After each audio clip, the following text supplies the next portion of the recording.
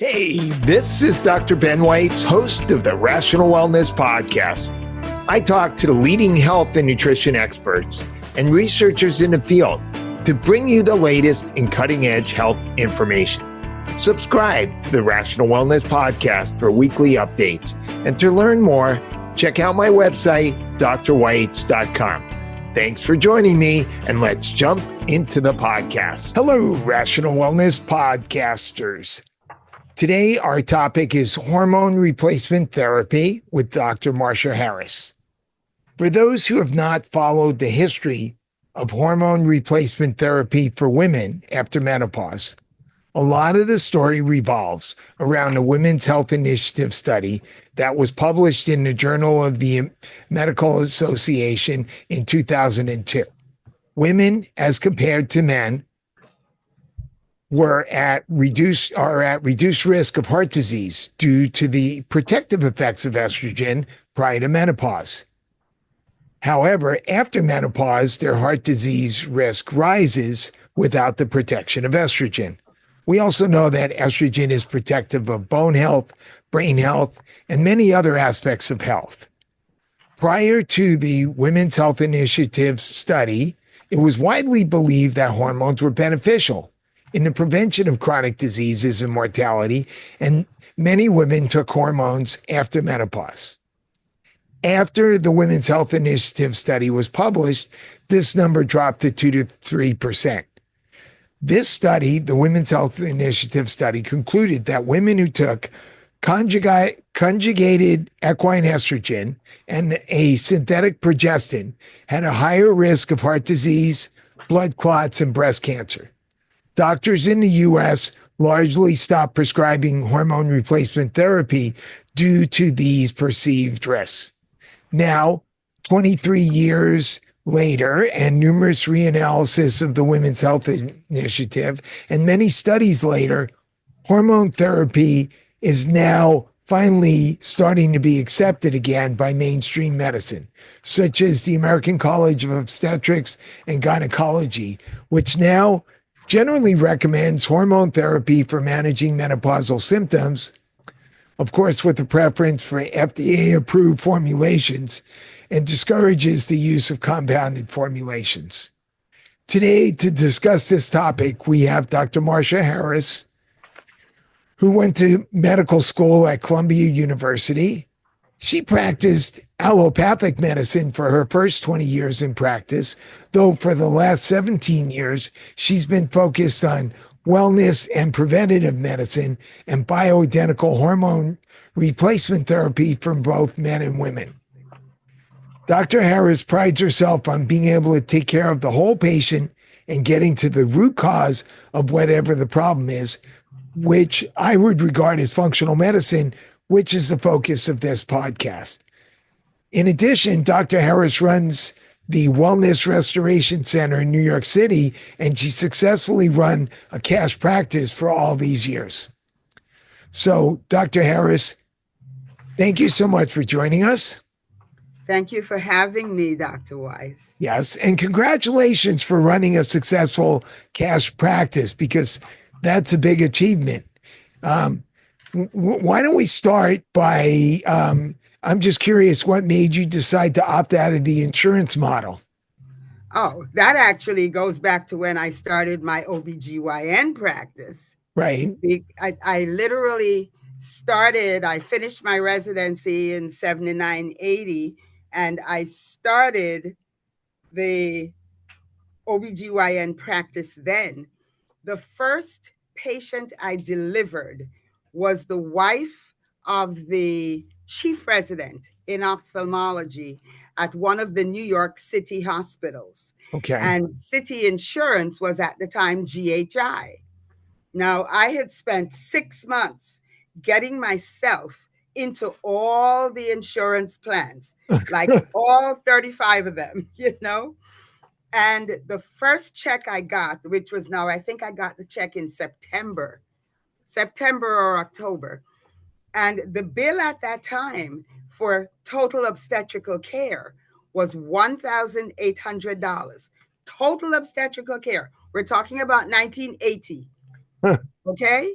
Yeah. The check from GHI was for $555.41. Please don't forget the 41 cents. Okay. I looked at the check and I looked at my office manager and I said, Madeline, what's this? And she very proudly and excitedly said, oh, that's the payment on Esther. And I said, but for what? The bill was for 1,800. She says, yes, but you say you participate with the insurance. And if you participate, you cannot bill for the balance. You have to take what they give you. I said, are you kidding me?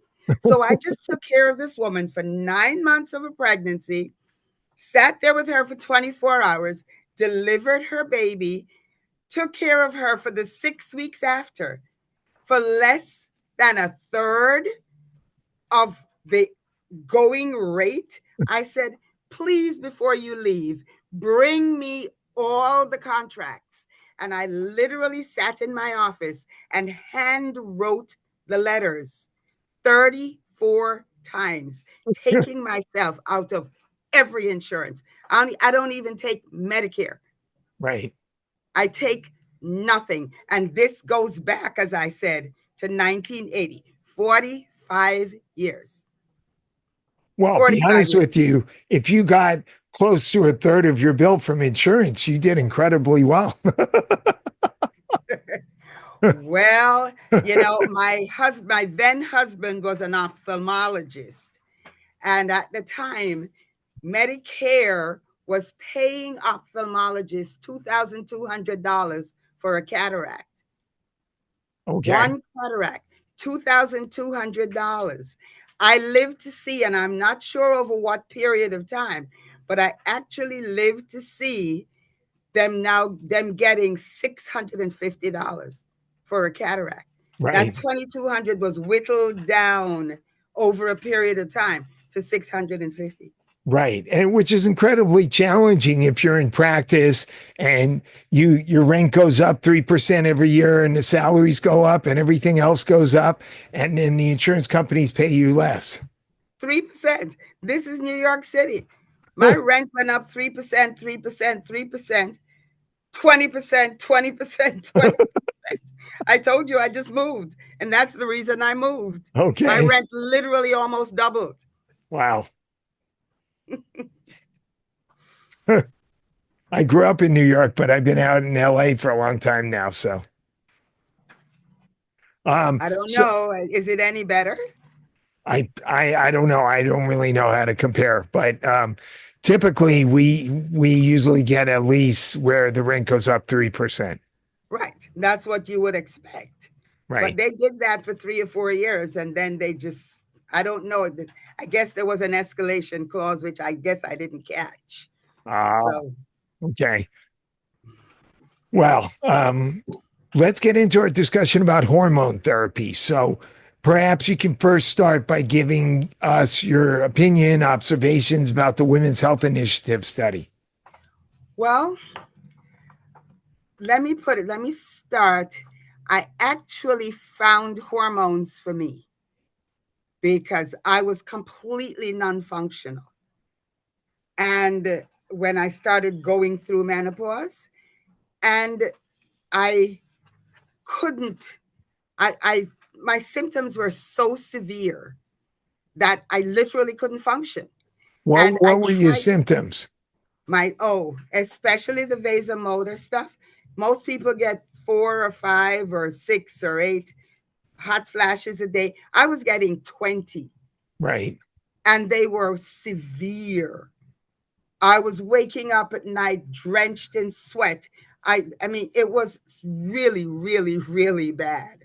Right. That and my irritability and anxiety, the nurses would see me get off the elevator and they would duck into rooms.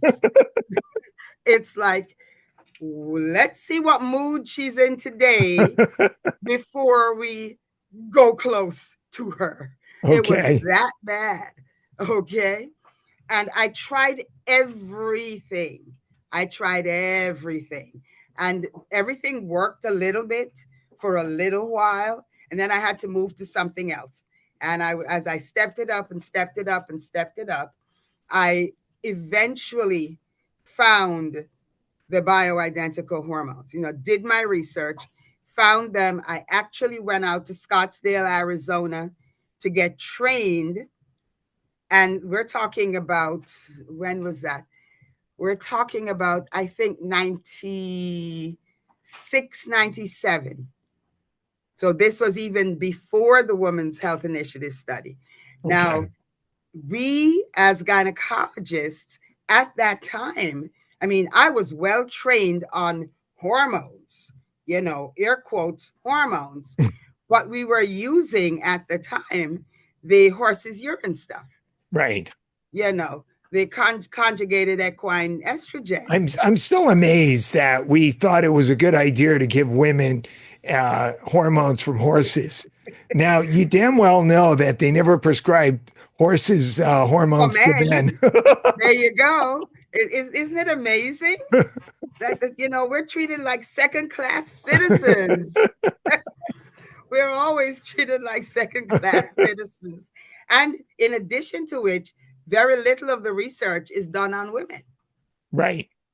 So even with regular drugs, very little of the research is done on women. Yes, absolutely. So basically, the day the woman's you can forget about any research studies that are looking for grant money today that have the focus on women. Forget it. Forget it. Not happening. Yeah. Well, the day the Women's Health Initiative study made New York Times and Wall Street Journal headlines, if my phone didn't ring 150 times, it didn't ring once.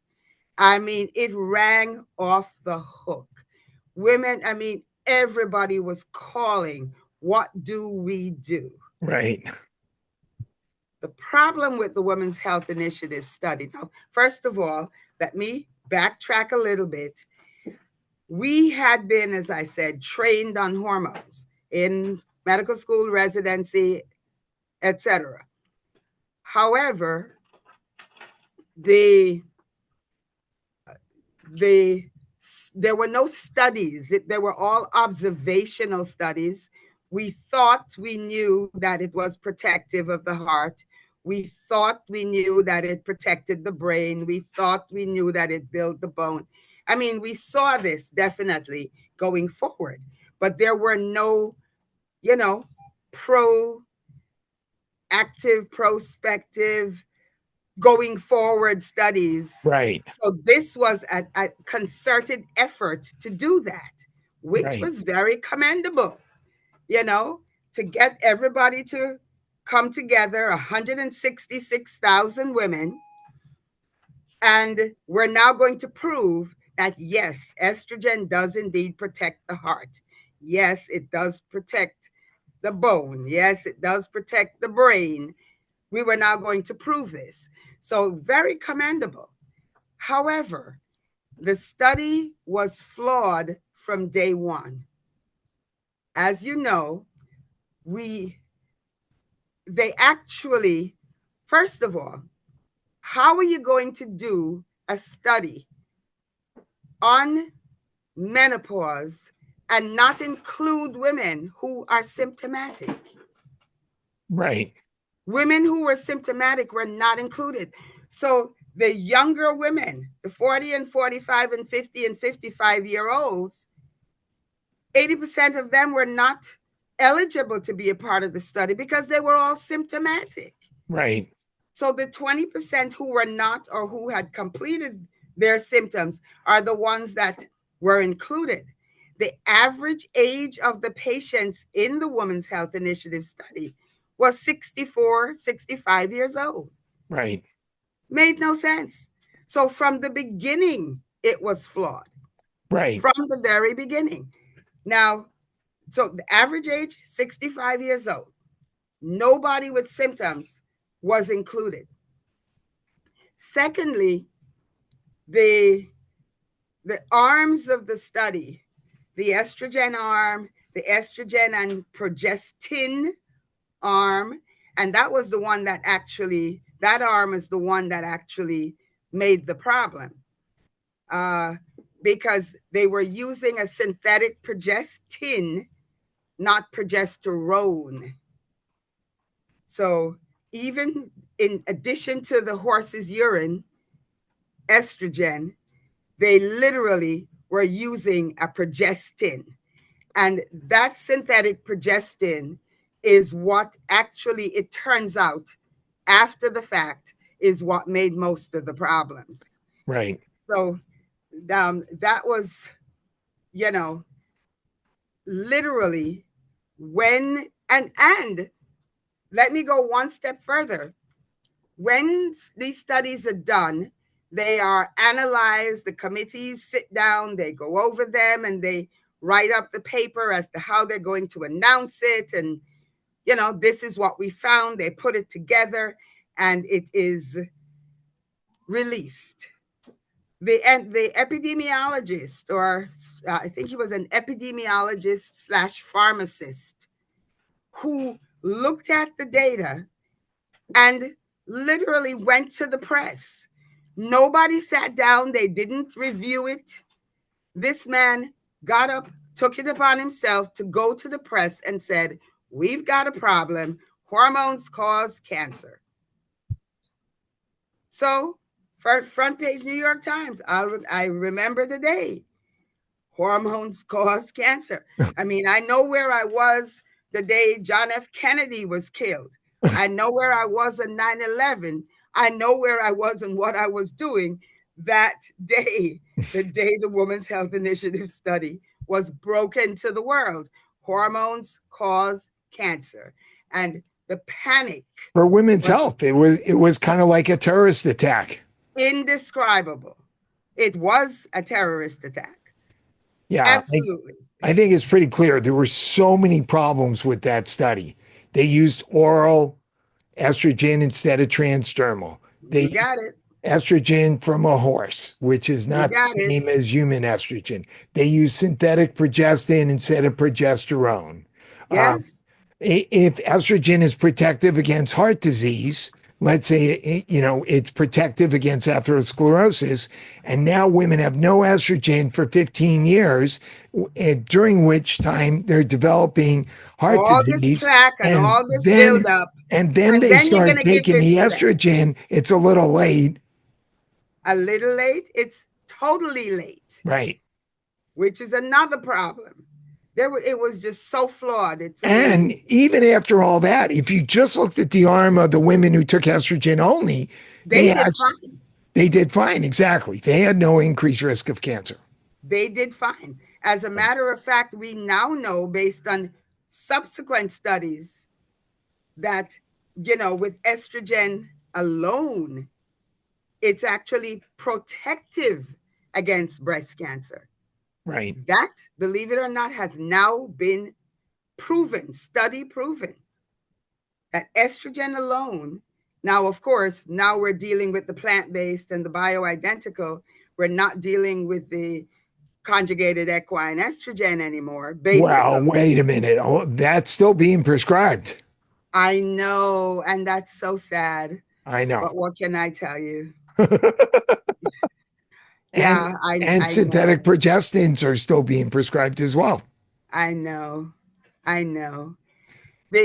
had a patient also recently who went to her gynecologist, who told her she would give her hormone replacement, but for only a short period of time, to tide her over and then take her off it because of how dangerous it is. Right. And then one of my patients referred her to me,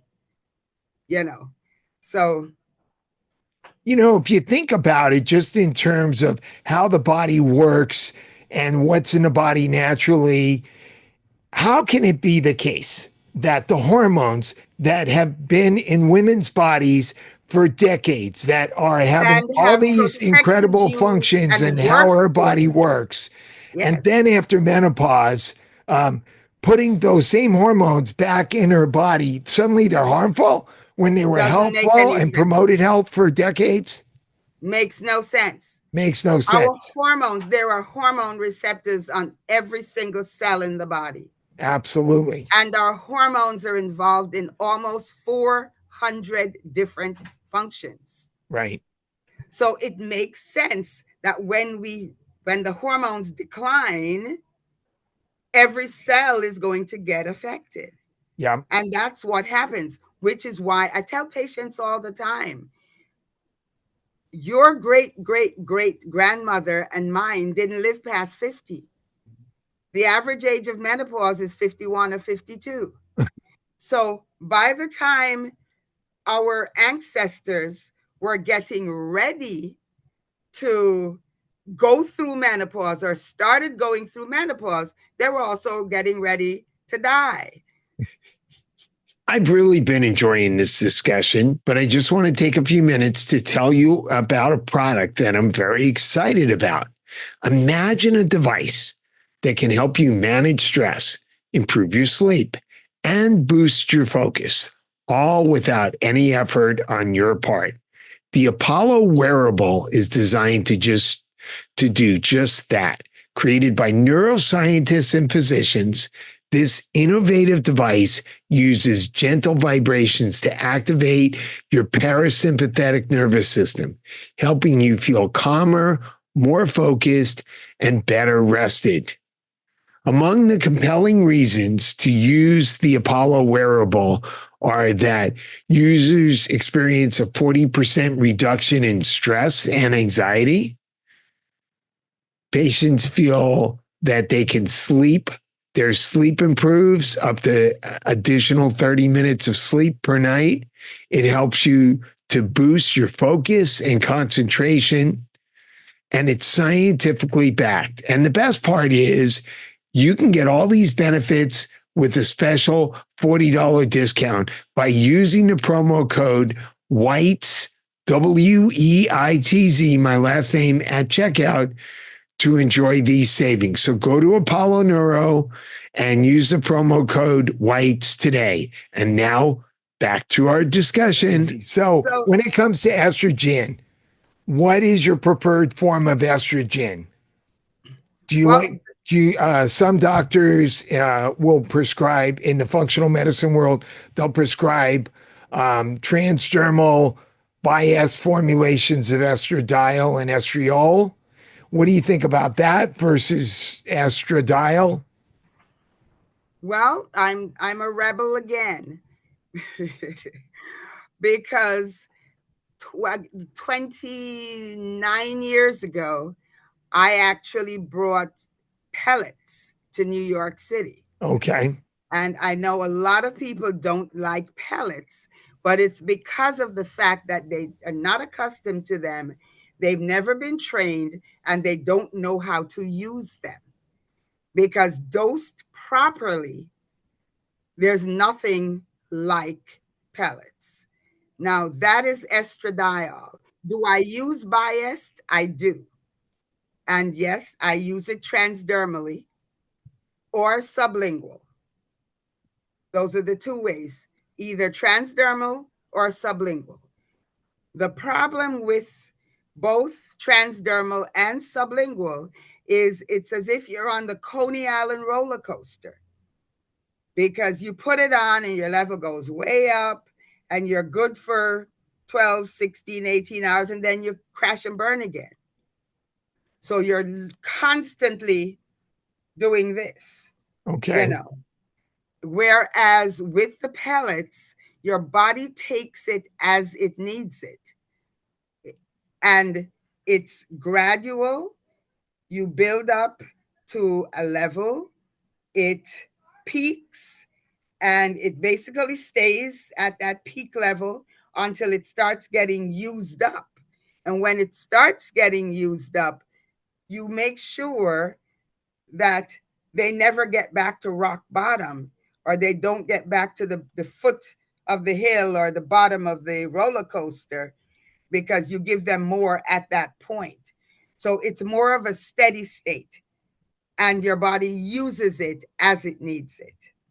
Well, what about the patch, which has been shown to deliver more consistent transdermal levels, Yes, the or a patch, transdermal patch that's been shown to the deliver more consistent blood levels of estrogen. transdermal patch works pretty well. Works pretty well. The problem is with the patch, you cannot, depending on where they put it and what else is going on, you can't guarantee. For example, if I give somebody, pick a dose, I give somebody 100 milligrams of something, um, I can't tell you whether the person's getting 20 milligrams or 80 milligrams. That's the only problem. I think studies have shown that the patch gives pretty consistent levels. It does. It gives pretty consistent levels, but we don't know whether it's a low level, a high level.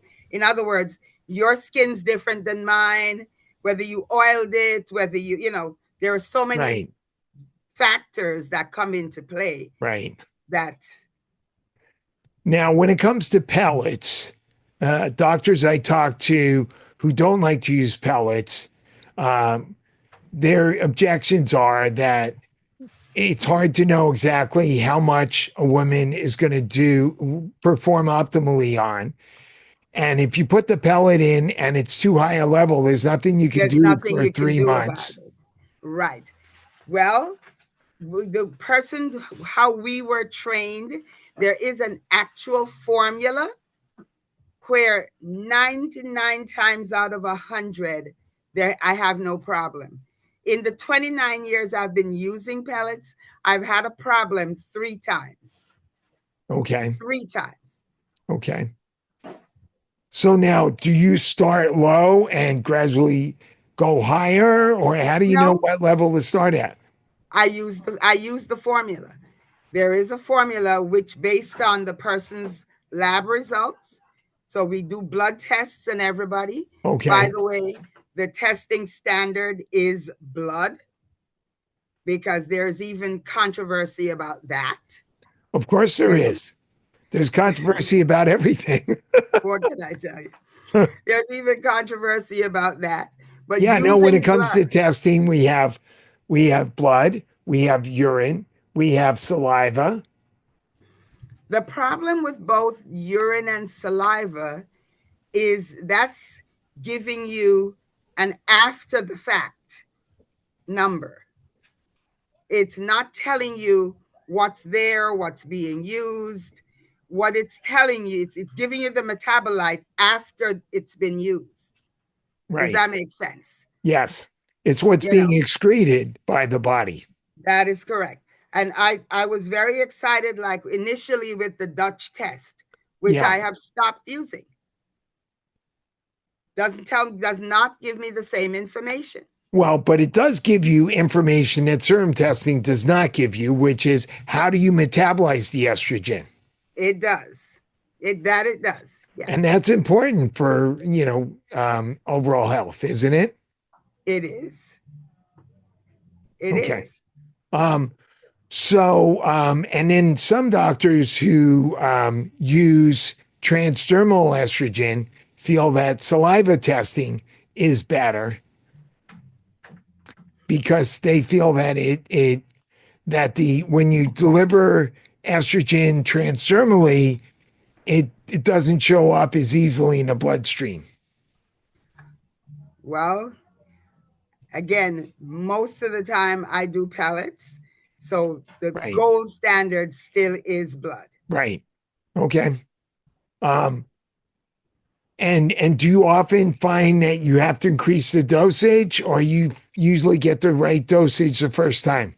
9 times out of 10, I get the right dosage the first time. Okay. And that's the thing with the formula, how we were trained, which Right. is another problem because the two largest companies out there right now, their training, I don't know about their training because I didn't take it. I actually have a friend, a colleague in Atlanta who started training for the largest pellet company out there right now. And she lasted 6 weeks. She called and I said, how's it going? She says, girl, I had to leave She says they don't have a clue what they're doing. And I know they don't because I get their patients all the time. And I say pellets and that, oh, I tried that and it didn't work. And I said, okay, you used the right word, tried. You've now come to the expert. I'm not going to try it. I'm going to do it. Let's see how you do. Okay. And 99 times out of 100, we're good. Right. Okay. And in general, do you believe in using a low level of estrogen, or are you trying to supply the level of estrogen that a woman would have, say, in her 30s? No. Basically, what the formula that we use gives you enough to maintain you, but not take it through the roof.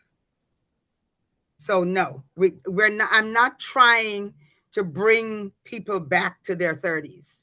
Okay. That is not what I'm trying to do. Okay. And what about progesterone? What's your perspective on progesterone?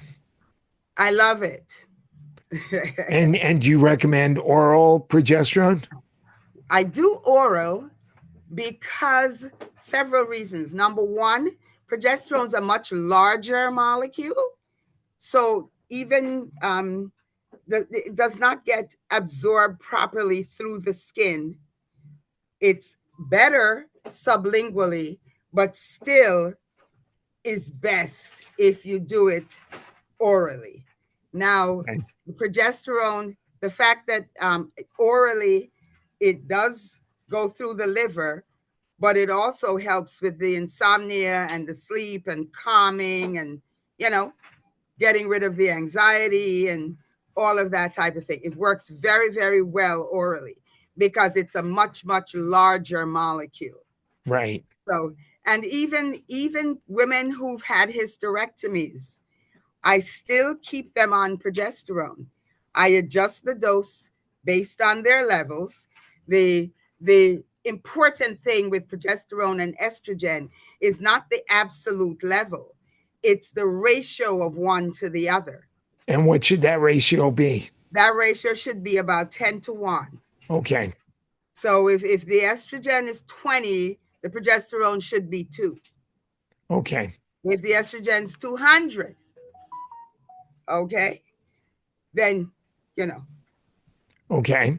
And what about prescribing progesterone for 2 weeks and then not doing it for 2 weeks to mimic the natural progesterone?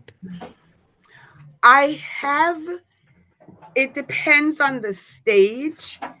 Perimenopausal women, I will definitely try to cycle. Okay. Once you've gone through menopause, unless the person really wants to be cycled, I don't.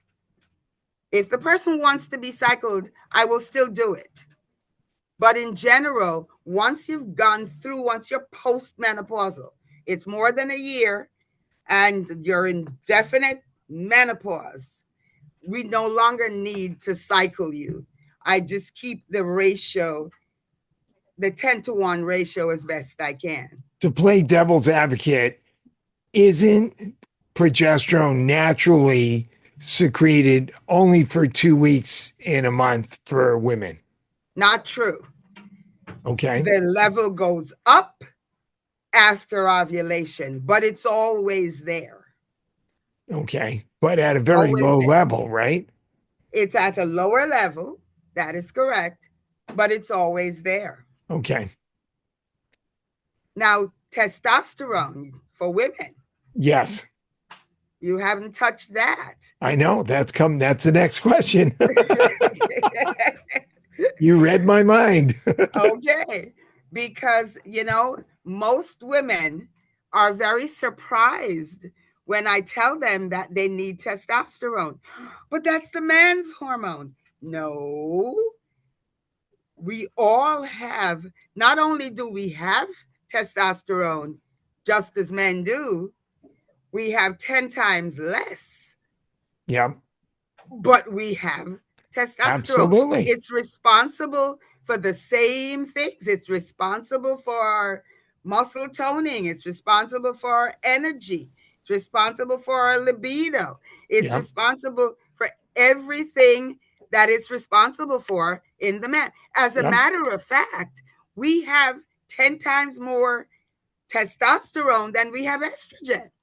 Right. Now, go figure. We have 10 times more testosterone than we have estrogen, even though estrogen and progesterone are the uniquely female hormones. Right. So how do you like to prescribe testosterone, as a gel or what? Nope. I do pellets again, Okay. or injections, or injections. Okay. We can't, we shouldn't give the testosterone orally because of the liver, you know. But outside of that, it works very, very well, either by injection or by pellet. It does. Now, lately we've been using it sublingually, and it looks as if that's going to work as well. Okay. But no, definitely not orally. You don't want to give testosterone orally. Okay. What about other hormones? What about DHEA? What about pregnenolone? Now, I sometimes have to give women um, DHEA and pregnenolone. Men, I give it to almost routinely. The women, okay, the hormone hierarchy, as you know, everything starts from cholesterol Right. and then comes down, with the androstenedione, pregnenolone, etc. And then it branches off and becomes testosterone to the left and estrogen to the right and progesterone down the middle. And when it gets to that level on the bottom, they can actually, like if the receptors, one set of receptors are full, they can actually just, convert to something else. Estrogen can convert to testosterone. Usually it's the other way around. Testosterone can convert to estrogen. Right. You And know, and DHEA and pregnenolone are kind of precursor hormones. So they're precursor hormones. DHEA tends Once to, you've got the bottom ones stabilized, once you've got the bottom ones okay, 99 times out of 100, you don't need the middle ones. You don't need the precursors. okay. So, what about women with vaginal symptoms like dryness, etc.? Do you recommend vaginal estrogen, DHEA, or what? I use vaginal estradiol, Okay. but in general, if they are balanced systemically, it actually believe it or not, it actually rebuilds the vaginal mucosa. It rebuilds the vaginal mucosa. Okay. Just as we know that, estrogen protects and the bone, whereas testosterone builds back the bone. Right. As a matter of fact, there are studies which have shown that testosterone rebuilds normal trabecular bone up to 8% per year. Wow. Up to 8% per year. I now have orthopods and cardiologists sending me patients for hormones because they can't tolerate the bisphosphonates or whatever that stuff is that they're giving them that's eating their gut out, you know. Yeah. So Yeah, no, for sure. Hormones can be very beneficial for low bone density and fracture risk, osteopenia, osteoporosis, and is probably underutilized for that. And certainly, you don't hear too many doctors talking about prescribing testosterone for women with osteoporosis. and it works. Right. It works. I have multiple cases where I have not only maintained but reversed osteoporosis to osteopenia and back to normal trabecular bone. Yeah. And then, of course, the importance of exercise. And uh, several weeks ago, we had Dr. Belinda Beck on, who is the one who published the studies, the Lift More trials, which are the only trials that showed that heavy weight training can actually increase bone density. Yes, Um, it is. It does. yeah, so women need to, in addition to taking estrogen, progesterone, and testosterone, they also need to do heavy weight training. And I think there's a bunch of other nutritional supplements they should be taking as well, including vitamin D, vitamin K. Absolutely. D3 and K2, there's, there is an entire list. And Absolutely. I tell everybody the two things everybody walks out of my office with is knowing their D3 status and knowing their inflammation status. Because I Yeah. tell everybody, if we were to get rid of the inflammation and the vitamin D deficiency, Yeah. 50% of what we treat as physicians would disappear. Absolutely. 50%. So Vitamin D is so important for so many amazing. things. Yep. Yep. Yeah, we had Dr. Michael Hollick on, who is the world's expert on vitamin D. So listen to that episode. It was really Okay. incredible. Um, so what do you think about estrogen disrupting substances in our environment, which are very common? We hear about them all the time. So we have pesticides, we have bisphenol A, we have Teflon, we have all these different toxic substances, heavy metals that are estrogen, are endocrine disrupting substances. Well, basically, we are, and I live in New York City. Yeah. So, I mean, just breathing the air, Yeah. I'm behind the eight ball. Breathing the air, I'm behind the eight ball. So that actually makes it even more important in terms of our replacement, in terms of because the disruptors, I mean, I don't know how, at least not living in New York City. I can think of places in the country Right. where, yes, we could get away with it, but certainly not in this environment. Well, look, there are some things we can't control, like you said, the air, but there's some things that we can control. We can have water purification The systems, not drink plastics the and tap water. We cannot use plastic. We can change the personal care products we use, the cleaning products in our house. You that know, is correct. we can buy furniture that doesn't have flame retardant chemicals in it. We have to, there's a lot of things we can do. And then we can rev up our body's natural detoxification capabilities. Yes, absolutely. Do a detox, add some liposomal glutathione, etc. Yep, my friend, liposomal glutathione. Yeah. I sidebar, I literally take about 30 capsules a day.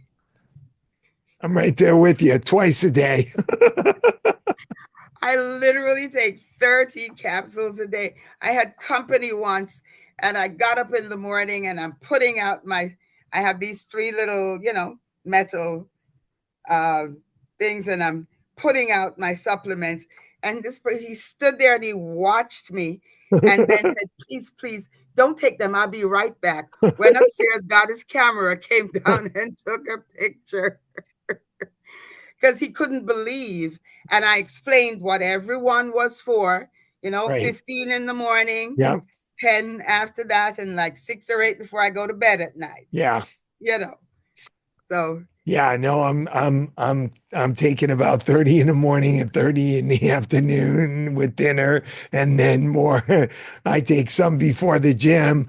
I take some before bed. And then my patients come in and they go, "What? You want me to take 5 supplements? Are you Right, kidding me?" right.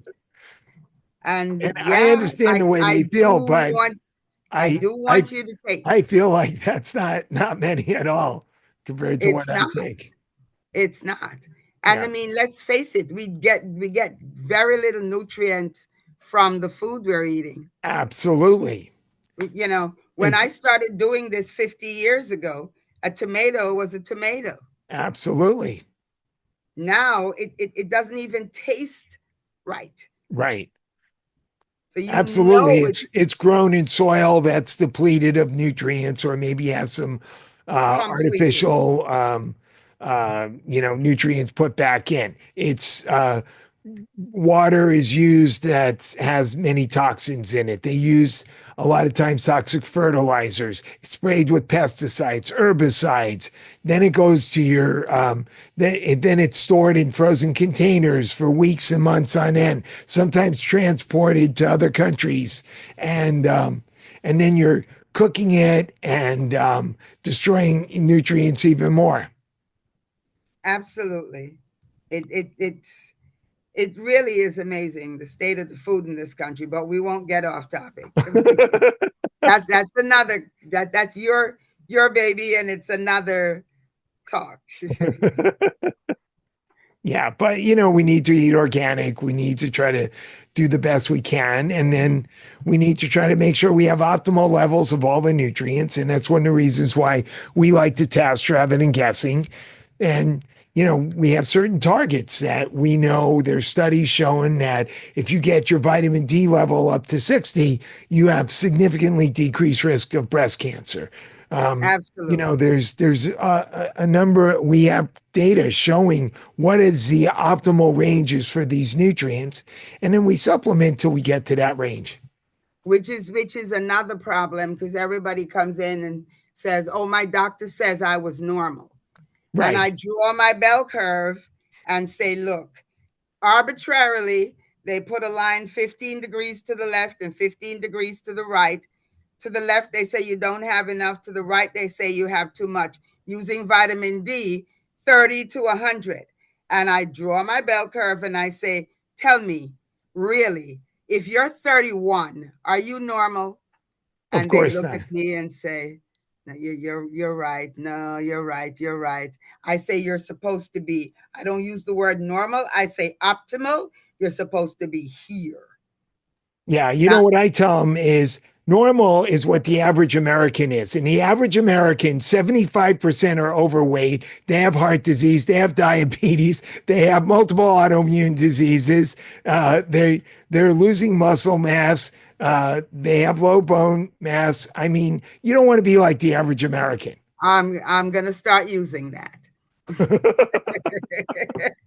I am definitely gonna start using And that. during the pandemic, when people gained even more weight and were drinking more, some of the labs actually changed the ranges and, That and that's crazy. raised what's considered a normal liver enzyme. Yes.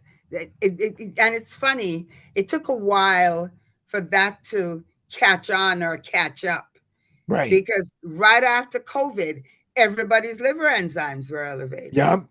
And it's like, what's going on? And it took a while for them to figure out, you know, what's Yeah. going on. Well, everybody's scared shitless and they're drinking like a fish. Hmm. All righty. So final thoughts, and then tell us about your contact information. Well, final thoughts. Really, it is so important that we understand that our hormones really do what they do in that they protect us. They are involved in 400 functions and are therefore necessary. For example, the North American Menopause Society still has in their guidelines that you're to take hormones for as short a period of time as possible at the lowest dose possible, Right. which is not true. I mean, that's almost counterproductive.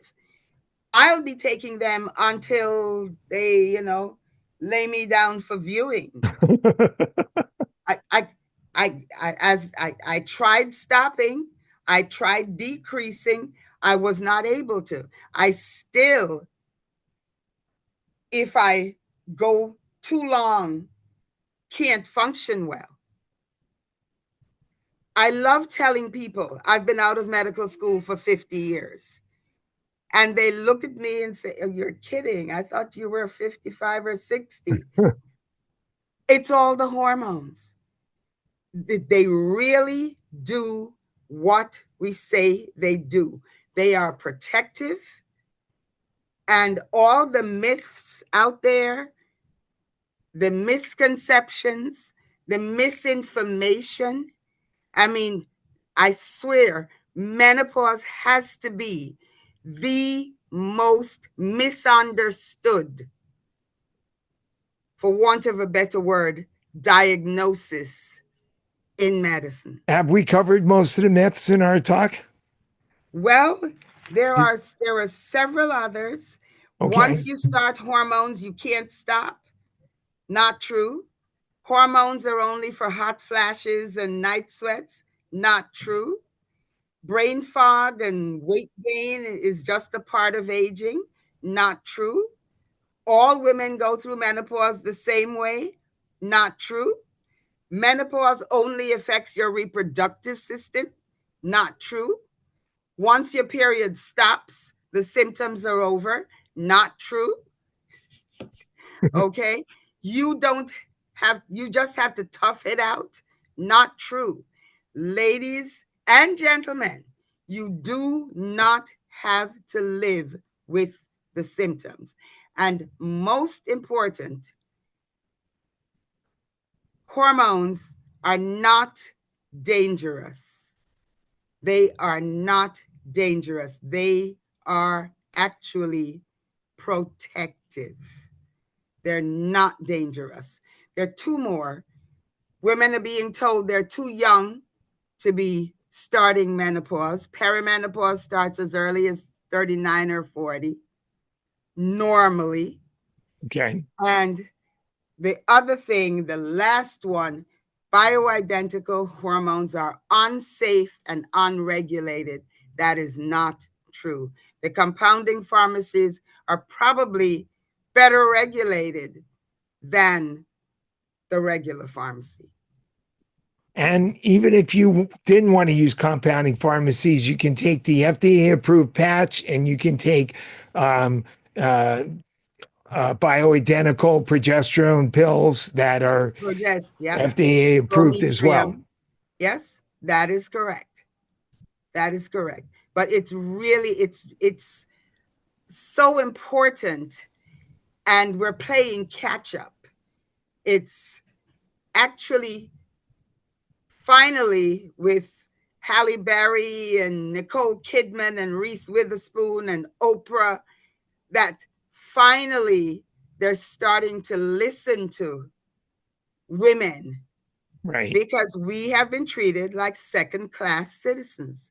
Yeah. And you don't have to live with it, ladies. There is no reason for you to suffer. There is no reason for you to feel like not a person when there is good treatment out there for you. Tell it to us, Dr. Harris. That's good. Yes. So I can be found at the Wellness Restoration Center in New York City.